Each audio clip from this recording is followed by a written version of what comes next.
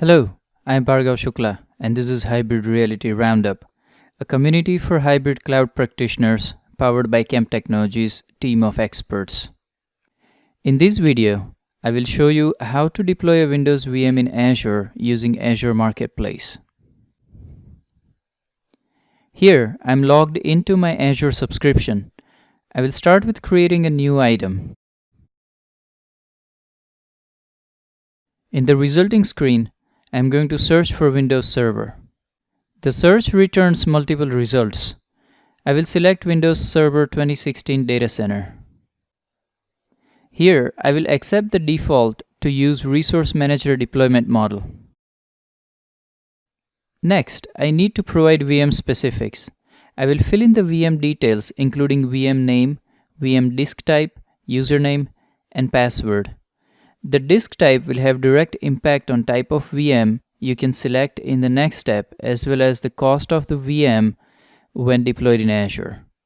Since I have more than one subscriptions, I will select the subscription in which I want to deploy the VM and related resources. I can use an existing resource group, but since I don't have one in selected subscription, I will create a new one.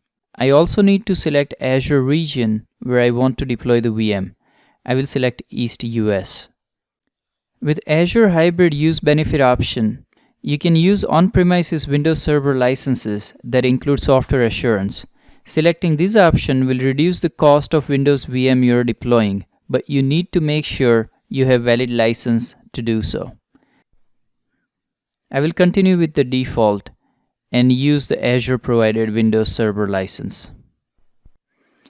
Next, I will select the VM size. You're also provided with monthly cost estimate for deploying the VM.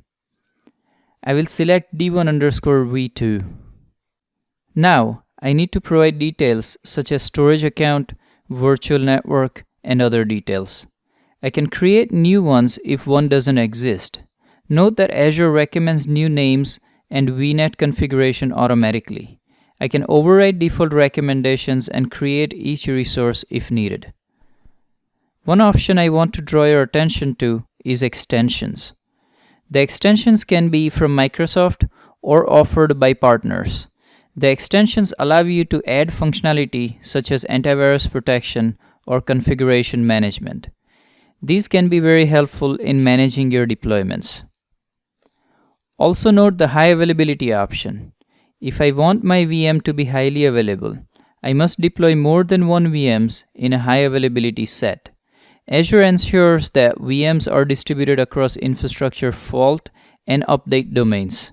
When there is an issue with one of the fault domains, such as power outage affecting a single rack in the Azure data center, it doesn't affect all the VMs in the availability set.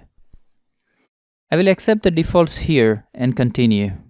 Once I have provided all the required details, I will start the deployment.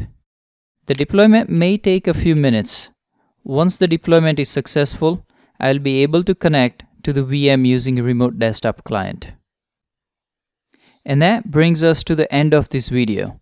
Before I end, I would like to invite you to join the Hybrid Reality Roundup community. By joining the community, you will be able to access the serial ebook starting with first chapter that is published on the community website.